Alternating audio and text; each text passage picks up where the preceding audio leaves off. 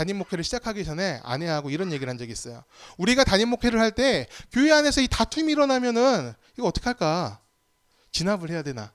예, 그런 얘기 한번 한 적이 있는데, 담임파하고 이제 반대파하고 나눠서 싸운다. 그럴 때 나는 뭐 어떻게 해야 되지? 이런 얘기를 아내하고 했어요. 하도 그런 일이 많으니까 미리부터 걱정하는 거야. 우리 교인들이 뭐 제 뒤통수 칠 것 같진 않은데. 자, 근데 그런 일 생기면 어떡하냐? 아내한테 하니까 우리 아내가 그런 얘기 하더라고. 그냥 가자 그러더라고. 그냥 물러나자고. 그냥 거의 박차고 나오자고.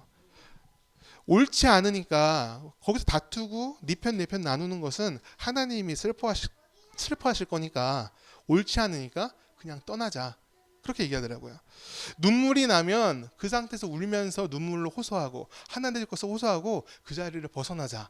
이게 저희 부부의 결론이었어요. 직분을 맡은 사람이라면 하나님의 몸된 교회를 생각할 수 있어야 됩니다. 우리 다 같이 하나님 말씀 이제 보도록 하겠습니다. 오늘 우리에게 주시는 주의 말씀은 에베소서 4장 1절에서 16절의 말씀입니다. 그러므로 주 안에서 갇힌 내가 너희를 권하노니 너희가 부르심을 받은 일에 합당하게 행하여 모든 겸손과 온유로 하고 오래 참음으로 사랑 가운데서 서로 용납하고 평안에 매는 줄로 성령이 하나 되게 하신 것을 힘써 지키라. 몸이 하나요 성령도 한 분이시니 이와 같이 너희가 부르심의 한 소망 안에서 부르심을 받았느니라. 주도 한 분이시요 믿음도 하나요 세례도 하나요 하나님도 한 분이시니 곧 만유의 아버지시라. 만유 위에 계시고 만유를 통일하시고 만유 가운데 계시도다. 우리 각 사람에게 그리스도의 선물의 분량대로 은혜를 주셨나니 그러므로 이르기를 그가 위로 올라가실 때에 사로잡혔던 자들을 사로잡으시고 사람들에게 선물을 주셨다 하였도다. 올라가셨다 하였은즉 땅 아래 낮은 곳으로 내리셨던 것이 아니면 무엇이냐? 내리셨던 그가 곧 모든 하늘 위에 오르신 자니 이는 만물을 충만하게 하려 하심이라. 그가 어떤 사람은 사도로 어떤 사람은 선지자로 어떤 사람은 복음 전하는 자로 어떤 사람은 목사와 교사로 삼으셨으니 이는 성도를 온전하게 하여 봉사의 일을 하게 하며 그리스도의 몸을 세우려 하심이라. 우리가 다 하나님의 아들을 믿는 것과 아는 일에 하나가 되어 온전한 사람을 이루어 그리스도의 장성한 분량이 충만한 데까지 이르니 이는 우리가 이제부터 어린아이가 되지 아니하여 사람의 속임수와 간사한 유혹에 빠져 온갖 교훈의 풍조에 밀려 요동하지 않게 하려 함이라. 오직 사랑 안에서 참된 것을 하여 범사에 그에게까지 자랄지라. 그는 머리니 곧 그리스도라. 그에게 온몸이 각 마디를 통하여 도움을 받음으로 연결되고 결합되어 각 지체의 분량대로 역사하여 그 몸을 자라게 하며 사랑 안에서 스스로 세우느니라. 아멘. 하나님의 은혜와 평안이 오늘 이곳에 있기를 바랍니다. 특별히 이 말씀이 능력이 되어서 우리 삶을 이끄는 힘이 되기를 바랍니다. 다음 주에는 이제 당회가 있다고 말씀을 드렸는데요. 저는 이번 당회에 약간의 기대감이 있습니다. 사람을 세우는 기대감이 있어요. 직분자를 세웁니다. 처음으로 우리 교회에서 이제 직분자를 세우게 되는데요. 제가 이 성직자의 길을 가면서 전도서 때부터 쭉 오면서 꼭 직분자를 한번 세워보고 싶었어요. 꿈이었어, 꿈. 꿈이었는데 이게 그냥 사람을 세우는 맛으로 그런다는 건 아닙니다. 직분 세울 때 불협화음을 너무 많이 봐가지고 제가 진짜 아무런 잡음 없이 한번 세우고 싶습니다. 그런 이제 기도를 한 적이 있어요. 누구는 되고 누구는 안 되고 직분자 공천을 하면은 무슨 첩보인 양 비밀에 붙여요. 아무도 알면 안 된다고. 옆에서 이걸 보면서 이게 꼭 그럴 만한 일인가 그런 생각을 했었습니다. 직분은요 은혜로 받고 세울 만한 사람이 세워질 만한 사람, 직분은 은혜로 받고 세워질 만한 사람이 세워지면 됩니다. 어떤 사람이 이제 세울 만한 사람, 세워질 만한 사람입니까? 교회에 잘 나오고 헌금 잘하고 교회 일에 열심히 참여하는 그런 사람들, 눈에 잘 띄는 사람들을 이제 직분자로 세우면은 별 문제가 없어 보일 것 같기도 합니다. 대개는 많은 교회들이 기준을 정하잖아요. 이런 기준으로 얼만큼 교회 나왔느냐, 그리고 헌금은 하고 있느냐, 그리고 이제 교회 일에 얼마나 참여하고 있냐, 그거에 따라서 직분자를 세워요. 저는 이 기준이요 나쁘다고 생각하진 않습니다. 필요한 일이에요. 왜냐하면 신앙생활의 한 부분이니까 어떻게 체크될 만한 것이 있어야지 명분도 생기고. 교회 안 나오고 열심히 없는 사람을 직분자로 세우면 되겠습니까? 안 되잖아요. 정확하게 주기 위해서 이런 기준도 필요하다고는 생각을 합니다. 또 그 열심히 무시당해서도 안 되고요. 그런데요, 너무 지나치게 강조하는 것 같아요. 신앙의 수준을 나누고요. 사람들이 세운 기준에 따라서 신앙의 등급을 나누고 또 줄을 세우고 평가하는 건 너무 익숙해져 있습니다. 당연하게. 그러니까 비밀이 돼야 되는 거예요. 왜냐하면 직분을 주기 전까지 등급 나눈 것을 또 누가 받고 누가 안 받는 것을 알면 안 되게 되는 거예요. 왜냐하면 사람을 평가하는 것이니까. 그러니까 비밀이 됩니다. 눈에 보이는 신앙적 열심이 눈에 띄기는 합니다. 하지만 그것이 신앙의 본질은 아닙니다. 그 마음의 중심, 사람의 중심은요, 아무도 모릅니다. 오직 누구만 아세요? 하나님만 아십니다. 교회에 잘 나오고 헌금 잘하고 교회 일 잘한다고 해서 신앙적으로 본이 되는 사람은 아닐 수가 있어요. 그런데 사랑, 그 하나님의 뜻과 하나님의 그 사랑이 담긴 사람을 뽑아야 되잖아요. 근데 그런 것이 눈에 보이지 않는 거니까 자꾸 눈에 보이는 것, 셀 수 있고 계량화할 수 있는 것으로 자꾸 사람을 세우려고 합니다. 그걸 계속 강조하게 돼요. 왜냐하면 그거밖에 말할 것이 없으니까. 그러다 보니까 자격이 되는 사람이 직분을 받는다, 이렇게 생각하게 되었어요. 자격이 안 되면 직분을 못 받아, 이렇게 생각하는 사람들이 너무나 많고 그것이 교회의 제도가 되어버렸습니다. 그런데요, 과연 누가 자격을 말할 수 있을까요? 하나님 앞에서 우리는요 다 죄인일 뿐입니다. 그런데 누가 자격이 돼서 직분을 받습니까? 아무도 자격이 없는 거예요. 우리는. 직분은요 자격을 갖춘 사람이 받는 것이 아닙니다. 직분은요 감당하려는 사람이 받아야 돼요. 하나님을 사랑하며 하나님이 바라보시는 것을 함께 바라볼 사람, 그런 사람이 직분을 받아야 됩니다. 하나님께서 교회에 주신 사명을 품으려는 사람, 그런 사람이 직분자가 되어야 합니다. 오늘 본문을 통해서 저는 직분자가 감당해야 될 두 가지에 대해서 말씀드리려고 합니다. 2절과 3절을 함께 읽어보겠습니다. 모든 겸손과 온유로 하고 오래 참음으로 사랑 가운데서 서로 용납하고 평안에 매는 줄로 성령이 하나 되게 하신 것을 힘써 지키라. 아멘. 이 첫 번째 직분자가 감당해야 되는 것은 나의 성품이 아니라 하나님의 성품이 드러나는 겁니다. 그걸 감당해야 돼요. 왜 감당이란 말을 쓰냐면 드러나지 않으니까. 자기가 죽지 않으면 드러날 수가 없으니까 감당이란 표현을 썼습니다. 혈기나 분노, 이기적인 욕망을 절제하지 못한다면은 직분을 감당하지 못하는 것입니다. 무조건 참아라, 인내해라, 그런 것이 아닙니다. 하나님의 뜻을 위해서, 또 하나님께서 베푸신 그 사랑을 위해서, 또 섬김과 희생을 위해서 참아야 되고 멈춰야 하는 순간이 있다면은 하나님의 성품, 그 성품이 우리 안에서 드러나야 된다는 거예요. 내가 드러나는 게 아니라 하나님이 드러나야 됩니다. 우리는 그것을 뭐라고 그러냐면 온유함이라고 얘기해요. 여기서 온유하다 그러면 생각나는 사람 있으십니까? 저는 모세가 생각납니다. 모세는요 떨기나무 아래서 부름을 받았습니다. 그때 모세는요 그 사명을 감당하기가 싫었습니다. 안 간다고 했어요. 이미 자신은요 실패자로 낙인이 찍혔고 또 지금 살고 있는 삶, 목자의 삶, 그 삶이 너무 익숙해져 버렸어요. 삶의 마지막을 준비하면 족하다라고 생각하고 있을 때 하나님이 부르신 겁니다. 그래서 모세는요 가기 싫은 마음으로 하나님께 이렇게까지 얘기합니다. 보낼 만한 사람을 보내소서. 나는 아니다, 그렇게 얘기를 했어요. 이게 뭐예요? 혈기예요. 혈기예요. 자기 혈기로 그렇게 하나님의 뜻을 무시하고 그렇게 대답을 해버린 거예요. 그런데요 아주 이상한 일이 생겨요. 그렇게 말해놓고서 갑니다. 이건 뭘까요? 안 간다고 그랬으면 안 가야지. 갑자기 마음을 금방 바꿔서 갔어요. 왜 그랬냐? 나의 뜻은요 굴뚝 같았어요. 안 한다, 나는 안 가, 지금이 나, 이렇게 생각하고 있었는데 하나님 앞에서 그렇게 말을 했지만 그럼에도 불구하고 하나님의 선한 뜻을 믿었기 때문이에요. 그것을 알았기 때문이에요. 하나님의 옳음을 인정하고 받아들인 겁니다. 나는 여전히 가기 싫었지만 그럼에도 불구하고 주님이 나보다 선하심으로 내가 가겠습니다. 그게 여기서 모세가 보여준 온유함이에요. 마태복음 21장을 보면 예수님이 두 아들의 비유를 하십니다. 아버지가 두 아들에게 포도원에 가서 일하라고 말을 했어요. 그런데 첫째 아들은 내 아버지 가겠습니다 얘기했어요. 근데 안 가죠. 그런데 둘째 아들은 아버지 안 가요, 저 일 안 해요, 이렇게 얘기했는데 가는 순간 이제 가다가 뉘우치고 포도원에 가서 일을 해요. 왜 뉘우쳤을까요? 이 둘째 아들이 우리는 선하다 얘기하잖아요. 선하다 얘기하는데 분명히 첫 번째는 안 간다고 얘기했어요. 근데 행동은 바꿔서 그렇게 갔어요. 그 행동 때문에 말은 비록 불순종하는 말을 했지만 행동을 바꿨잖아요. 그 행동 때문에 이 둘째 아들이 우리는 옳다라고 얘기해요. 그렇다면 이 아들이 왜 행동을 바꿨느냐? 모세와 마찬가지인 거예요. 아버지의 뜻이 나의 뜻보다 선하다. 그것을 인정하고 따라갔던 것입니다. 옳게 여겼어요. 이것이 바로 온유입니다. 내가 드러나는 것이 아니라 나를 인도하시는 하나님, 그 뜻의 선함을 믿으면서 나의 뜻을 맞춰가는 것, 그것이 온유함이고 직분자가 갖춰야 되는 것 중에 하나입니다.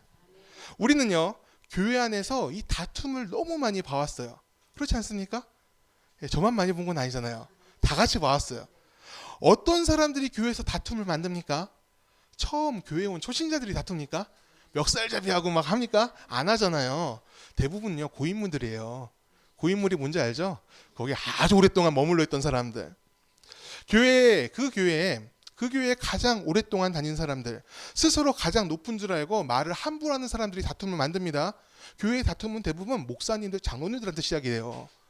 이거는 우리가 너무 가슴 아프지만 이거는 부정할 수 없는 사실이에요. 뭔가 인정받는 사람들이 다툼의 중심에 서 있습니다. 이상해요. 그들은요, 전부 자기가 옳다고 얘기하고 상대가 틀렸다고 얘기를 합니다. 그리고 그것 때문에 계속 싸워요. 하나님의 뜻을 구하지 않아요. 다 자기가 주님의 뜻을 알고 있다고 얘기하는데 그 가운데 과연 주님의 뜻이 있을까? 모든 사람들이 의심하고 있습니다.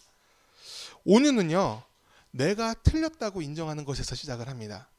옳고 그름을 나누는 게 중요한 게 아니에요. 상대방의 말을 경청하면서 그 사람이 옳을 수 있음을 인정하며 나를 내려놓는 것, 그것이 온유함이고 직분자들이 또 교회에서 모인 사람들이 갖춰야 되는 하나님의 능력 중에 하나입니다. 그런데요, 그것이 우리가 잘 제어를 못하잖아요. 온유하자고 얘기해놓고 온유하지 못합니다. 우리의 연약함은 굉장히 폭력적으로 나타날 때가 있습니다. 폭언과 경멸, 또 서로 상처 주는 말을 하면서 그 마음을 서로 찢어놓습니다. 그리스도 안에서 하나가 되었고 서로 사랑한다고 고백하는 예배를 드리면서도 서로 쳐다보지 않고 저 사람과는 함께 할 수 없다, 그렇게 생각하는 사람들이 너무나 많이 있어요. 교회 안에 존재하고 있는 거예요. 그리고 집에 가서는 후회를 하죠. 믿음이 좋을수록 그래요. 그때 그냥 참을 걸, 이런 생각도 합니다. 이런 생각까지 하면 다행인 거예요. 여기까지 안 가면 문제가 있는 거야. 싸우더라도 그때 참았어야 되는데, 잘못했습니다 주님, 이런 회개 기도를 하게 돼요. 그런데요, 또 문제가 있어. 그렇게 회개를 하나님께 했으면 잘못한 사람한테 가서도 잘못했다 얘기를 해야지. 자존심 때문에 사과를 못해요. 또 반대로 잘못한 사람은 사과를 하는데 그걸 또 용서 못하는 사람들이 있어요. 이게 교회 안에서 벌어지고 있는 일들이에요. 우리의 연약함이기도 하죠. 우리는요, 이 연약함을 잘 제어할 수 있어야 됩니다. 근데 어떻게 제어해야 되냐? 우리가 은혜로 충만해야 돼요. 하나님으로 우리 가슴이 충만해야 됩니다. 사도 바울은 자신을 매일 쳐서 복종시킨다고 그랬죠. 누구한테 복종시켜요? 하나님께 복종시킨다고 그랬죠. 어떻게 복종시킬 수 있었냐? 그 이유에 대해서 이렇게 말합니다. 내가 그리스도께 받은 은혜가 큼이라. 아멘. 죽을 수밖에 없던 나를 찾아오시고 직접 만나주신 그 은혜를 내가 기억한다면 그를 배반할 수 없다, 하나님을 배반할 수 없다고 고백을 합니다. 우리도 마찬가지입니다. 여러분 구원 받으셨습니까? 우리가 주님을 찾은 것이 아니라 주님께서 우리를 찾아오셨습니다. 다 믿으시죠? 우리가 이 은혜를 기억한다면 우리는 주님의 인도함 속에서 살 수가 있습니다. 죄인인 나를 구원하신 그 감사함으로 우리는 절제와 인내 속에서 믿음으로 하나님을 따르는 삶을 살 수가 있는 거예요. 특별히 하나님께서 주신 그 직분을 가진 자라면 하나님의 성품이 항상 우리 가운데 나타나고 또 그것을 바라고 따라야 될 줄 믿습니다. 그리고 그 성품에서 떠나는 것을 두려워하고 경계해야 돼요. 항상 깨어서 예수님의 성품을 닮아갈 수 있는 우리 삶이 되기를 바랍니다. 11절 12절 우리 함께 읽겠습니다. 11절 12절. 그가 어떤 사람은 사도로, 어떤 사람은 선지자로, 어떤 사람은 복음을 전하는 자로, 어떤 사람은 목사와 교사로 삼으셨으니 이는 성도를 온전하게 하여 봉사의 일을 하게 하며 그리스도의 몸을 세우려 하심이라. 아멘. 모든 성도에게는요, 각자 은사가 있죠. 그리고 역할이 있습니다. 왜 각자 은사와 역할을 다르게 주셨을까요? 스스로 그것을 이루라는 뜻이 아니죠. 하나님께서 주신 이유는 합력하여서 선을 이루라는 뜻입니다. 모두가 다른 이유가 거기 있어요. 이게 무슨 뜻입니까? 우리가 모두 동역자라는 겁니다. 하나님의 사랑 안에서 하나가 되어 서로 살피며 뜻을 이루고 열매를 맺는 사람들, 그 사람들이 교회의 성도들입니다. 각자의 모습은 다 다를 수가 있어요. 목사일 수도 있고 권사일 수도 있고 장로일 수도 있고 집사일 수도 있고 뭐 직분이 없을 수도 있고요. 중요한 건 그게 아니에요. 각자의 역할 안에서 하나님의 뜻을 생각하면서 서로 합력하는 겁니다. 함께 이루어져가는 주님의 몸이라는 거예요. 그런데요, 동역자인데 분명히 교회의 모든 사람들은 동역자인데 동역자가 아니라 경쟁자처럼 사는 사람들이 있습니다. 저 사람보다 내가 먼저 직분을 받아야 되고 저 사람보다 내가 먼저 앞서서 교회의 중요 보직을 찾아야 되고 저 사람보다 내가 먼저 인정받는 것을 중요하게 생각하는 사람들이 있어요. 내가 먼저 교회에 왔는데 저 사람이 먼저 직분을 받았어. 이건 문제가 있지. 순서가 있지. 왜 나이도 어린 사람이 먼저 직분을 받아? 그러면서 문제 삼는 사람들이 있습니다. 여러분, 교회에는요, 계급이 있을까요, 없을까요? 이론적으로는 없어요. 성경 어디에서도 직분에 대해서 계급이라고 얘기하는 게 없습니다. 그런데 말은 안 해도요, 다 있다고 생각하는 것 같아요. 목사 다음에 장로, 장로 다음에 권사, 권사 다음에 집사, 그리고 마지막엔 성도, 이렇게 생각하는 것 같아요. 한 번은 새신자가 왔어요. 교회에 그 사람들이 당황하는 거예요. 새신자가 와서 당황한 게 아니라 이 사람을 뭐라고 불러야 될지. 전부 다 집사거나 권사거나 그런 거예요. 이 사람을 부를 호칭이 별로 없는 거야. 그러니까 뭐 형제님, 자매님 부르는 거예요. 뭐하러 그렇게 불러요? 성도라 부르면 되죠. 성도는요, 하나님의 백성이란 뜻이잖아요. 모두가 다 성도입니다. 하지만 실제로는 그렇지가 않은 거예요. 권위에 순종하라, 이 말씀 들어보셨습니까?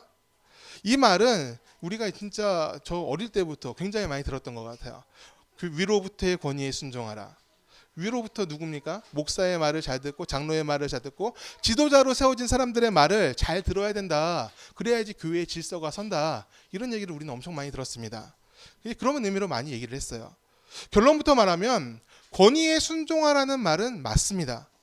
그런데요, 많은 사람들이 이 권위를요, 굴림이라 생각하고 있는 것 같아요. 위에서 앉아 있는 걸 생각하는 것 같아요. 목사니까 장로니까 말을 들어야 돼. 이렇게 생각을 합니다. 내가 주의 종인데 내 말을 따라야지. 이렇게 말하는 목사님도 계셨습니다. 그런데 이 권위라는 말은요, 굴림하고는 상당히 다른 뜻이 담겨 있습니다. 이 권위를 뜻하는 히브리어는 스미추트인데 발음이 되게 어려워요. 스미추트. 이 단어는요, 힘이 있는 자를 말하는 것이 아니라 인정하는 정당성을 가진 자, 구성원들이 인정하는 정당성을 가진 사람, 또 윤리 도덕적으로 우월한 자, 우월이라는 표현을 썼지만 사전에서 찾으니까 그렇게 된 거예요. 윤리 도덕적으로 흠이 없는 자들을 얘기하는 거예요. 다른 사람의 비난받지 아니하고 그 공동체원이 구성하는 자가 권위를 갖는다. 그 사람의 말을 들어라. 이렇게 얘기를 하고 있는 거예요. 다시 말해서 믿음을 주는 사람의 말에 순종하라는 거예요. 여러분들이 신뢰할 수 있는 사람의 말을 순종하라는 겁니다. 그런 사람이 교회의 지도자가 되어야 된다 얘기합니다. 저는 우리들이 서로 신뢰할 수 있는 사람들이기 원합니다. 서로의 말을 믿으며 따르며 열매 맺을 수 있는 그런 선한 공동체, 하나님께서 기뻐하시는 공동체가 우리 더교회이기를 축복합니다. 가끔 하나님께서는요, 따르기 어려운 일들을 행하라 하실 때가 있어요. 행하라. 진짜 따르기 어려운데 그 일을 하라고 말씀하시는 거죠. 우리가 그 명령에 순종한 이유는 하나님이 신이니까, 신의 말을 무조건 들어야 되니까 듣는 건 아닌 것 같아요. 그럼 왜 들어야 돼요? 하나님의 선하심을 믿기 때문입니다. 지금까지 내게 행하신 일 있지 않습니까? 내게 베풀어 주시는 은혜, 사랑으로 이끌어 주시고 또 열매 맺게 하신 것들, 그 과거에 받은 그 은혜는 추억이 아니지 않습니까? 추억이 아니라 오늘 나를 이끄는 힘이죠. 그 은혜에 의지하여서 오늘 주님께 순종하며 나가는 것입니다. 우리가 직분을 받았을 때는 하나님을 향한 전적인 신뢰가 있기를 바랍니다. 그 신뢰 안에서 우리 삶의 발걸음을 만들어 갈 때 하나님께서 기뻐하시는 일이 또 우리 삶 가운데 계속 이어져 맺힐 줄 믿습니다. 교회 안의 지위들은요, 이 신뢰를 바탕으로 합니다. 목사의 말이라서 듣는 것이 아니라 그가 전하는 뜻이, 그가 전하는 그 말씀이 하나님의 뜻에 기반으로 하기 때문에, 그리고 그 능력이 있기 때문에 믿는 것이라 생각합니다. 우리가 함께 동역할 수 있는 것도 우리 안에 주님이 같은 분이시기 때문에 그래요. 다른 분이 아니에요. 한 분 하나님이십니다. 교회를 공동체라 부를 수 있는 것은 이러한 신뢰가 우리 안에 있기 때문이고, 교회의 모든 일은 이 믿음의 신뢰가 바탕이 되어야 됩니다. 곧 믿음으로 하는 순종은요, 하나님의 뜻 안에서 또 신뢰 안에서 사랑 안에서 이루어지는 것입니다. 제가 처음 예수님을 만났을 때 목사님들은요, 저한테 예수님 같은 존재였어요. 진짜로. 왜냐하면 예수님이 뭐 눈에 안 보이잖아요. 그러니까 목사가 눈에 보이니까 이 사람이 예수야, 그런 뜻으로 하는 건 아닙니다. 그런 뜻이 아니라 회심을 한 이후에 많은 예배를 참석을 했어요. 또 여기저기 많이 따라다니고 뭐 24시간 예배하는데도 가고 막 그랬어요. 그랬는데 그때 올라와서 말씀을 전하시는 목사님들이 너무나 좋았습니다. 그 말씀에 능력이 있고 그 말씀을 들을 때마다 내 영이 새로워지는 것 같으니까 그 말씀에 따라서 그 목사님들 신뢰하게 되었습니다. 희생과 섬김, 사랑으로 다 품는 사람이 목사다. 그런 이미지가 바뀌었어요, 저한테. 그런데 이제 전도사가 되고 목사가 되고 이 목회 길을 가면서 만난 목사님들은요, 제가 이상으로 삼았던 그 목사님들하고는 굉장히 달랐습니다. 제가 이렇게 말하면 이제 제가 설정한 목사의 기준이 엄청 높다라고 생각하실지도 모르겠어요. 그런데 저는 그렇게 높다고 생각하지 않아요. 진실하고 따뜻한 말로 사람을 위로하고 행동으로 섬김과 희생을 나타내는 사람, 그 사람의 목사가 아니면 누구예요? 저는 그렇게 묻고 싶어요. 근데 제가 만난 목사님들은요, 군림하는 사람이 훨씬 많았습니다. 이해관계가 없는 친목에서는요, 다들 좋은 사람들이에요. 그런데 이해관계가 생기고 상호관계가 되면은 함부로 대하는 사람들이 너무 많은 거예요. 밑에 사람들을 대해서 함부로 대합니다. 함부로 말하고 뭉개고 깔아뭉개고 그리고 폄하하고 그런 걸 너무 많이 봤어요. 성도들 앞에서는 인격적으로 대하면서 자기 밑에 사람들에 대해서는 함부로 대하는 사람들을 너무 많이 봤어요. 왜 그래야 됩니까? 그때 제가 결심한 게 있어요. 나는 군림하는 목사는 되지 말아야 되겠다. 그런 생각을 했습니다. 이 얘기를 어떤 목사님께 했더니 그 목사님이 저한테 이런 얘기를 합니다. 목사님, 성도들을 너무 믿지 마세요. 이것도 무슨 소리야. 세게 해야 된대요. 그래야지 부흥하고 조직이 굴러간다고 얘기를 합니다.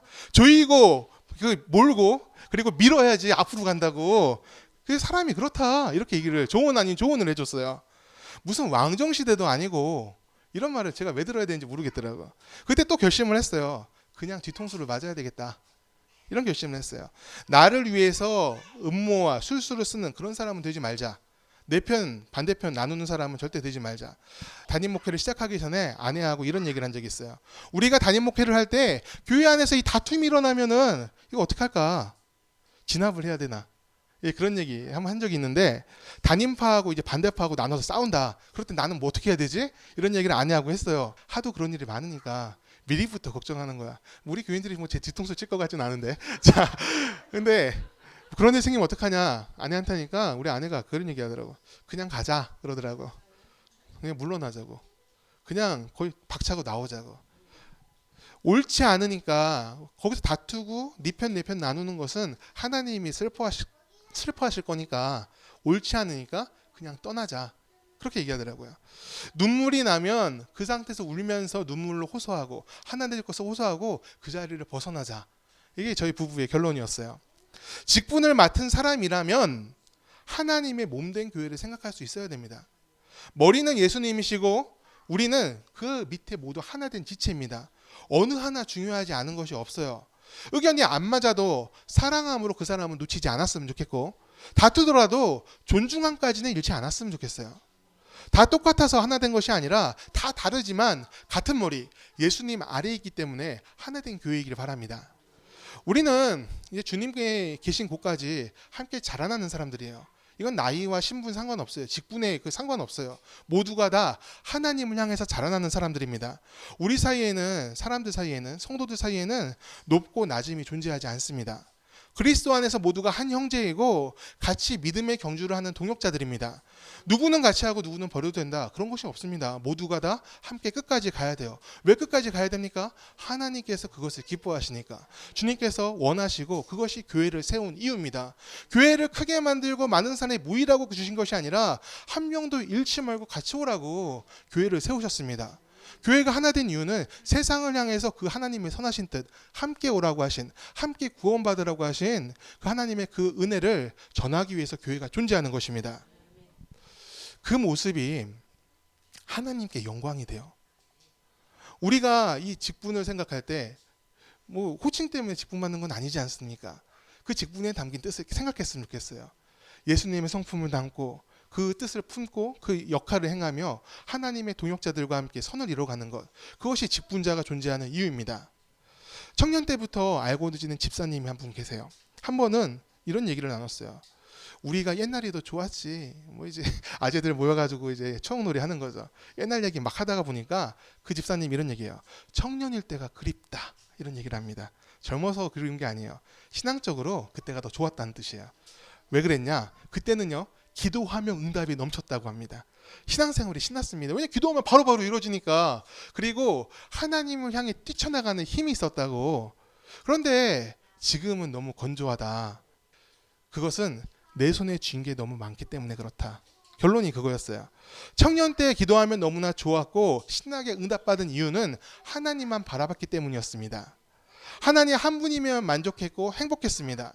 그런데 지금은 너무 많은 것에서 만족을 얻으려고 한다. 하나님 한 분이면 충분한데 다른 것을 통해서 만족을 얻고 그것을 쥐고 놓지 않으려고 하니까 내가 하나님을 붙잡지 못한다. 그 집사님의 말이었어요. 저는요, 이런 고백이 우리도 있었으면 좋겠어요. 왜냐하면 그렇게 고백하는 사람들은 다시 하나님을 붙잡을 거니까. 우리도 마찬가지예요. 우리는 지금 무엇을 붙잡고 있습니까? 내 삶이 행복하고 내 삶이 은혜롭게 살기 위해서 무엇이 필요하다고 생각하십니까? 하나님 말고 필요한 것은 없습니다.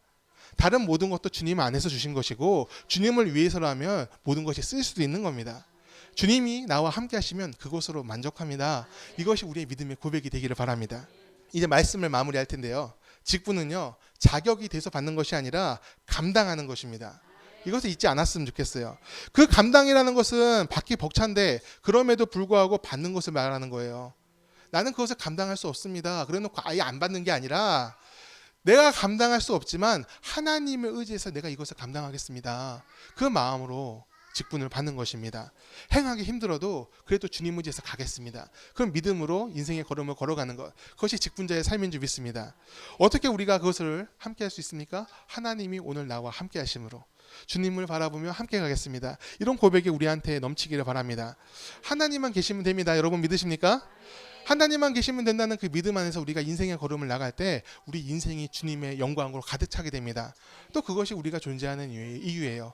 우리 삶의 발걸음을 걸어나갈 때 하나님의 영광이 임하기를 바랍니다. 또 우리가 찬양했을 때 또 기도했을 때 하나님이 기쁨으로 받으시는 것을 우리가 모두가 느낄 수 있기를, 바라볼 수 있기를, 누릴 수 있기를 바랍니다.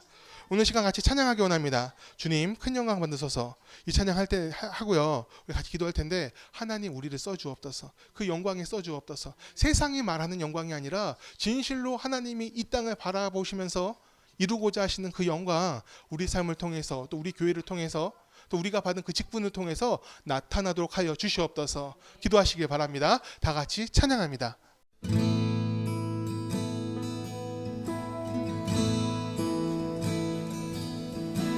주님 큰 영광 받으소서.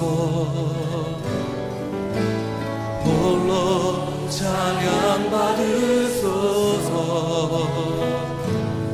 모든 이름 위에 뛰어난 그 이름, 온 땅과 하늘이 다 찬양해.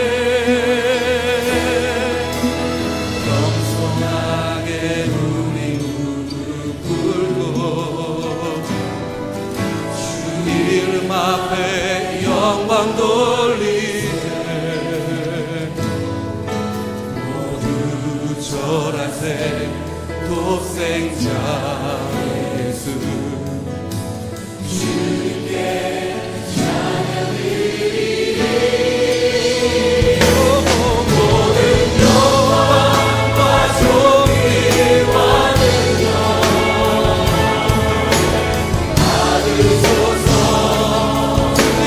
받으소서. 영광과 존귀와 능력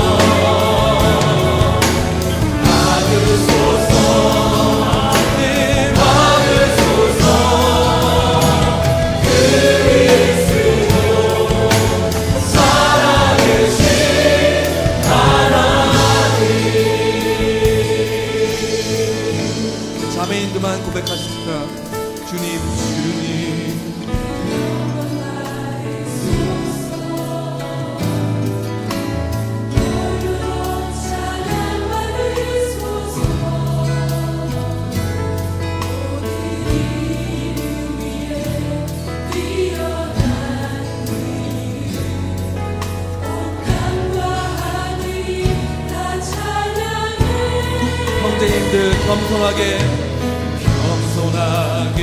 우리 무릎 꿇고 주 이름 앞에 영광 돌리세. 모두 절하세. 독생자 예수 주님께 찬양 드리리. 다같이 모든 영광과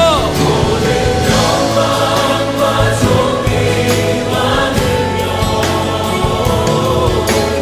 받으소서. 주님 받으소서. 영광과 존귀와 능력 받으소서. 주님 받으소서. 그리스도에게 살아계신 모든 영광과 존귀와 능력 아멘. 모든 영광과 존귀와 능력 받으소서. 받으소서. 모든 영광과 존귀와 능력 받으소서. 받으소서.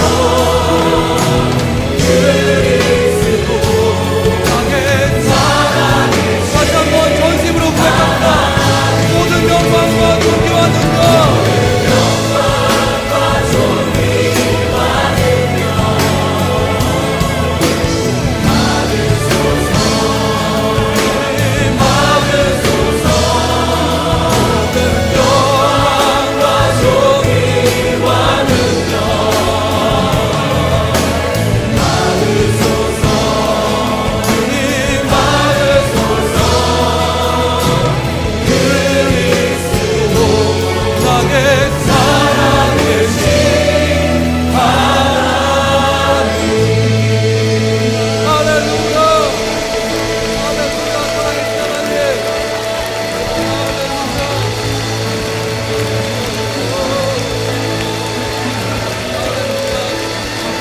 모든 영광과 존귀와 능력을 하나님께 돌려드립니다.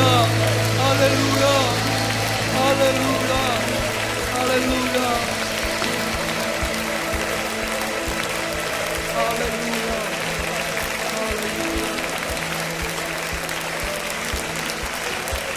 모든 영광과 존귀와 능력 받으소서. 주님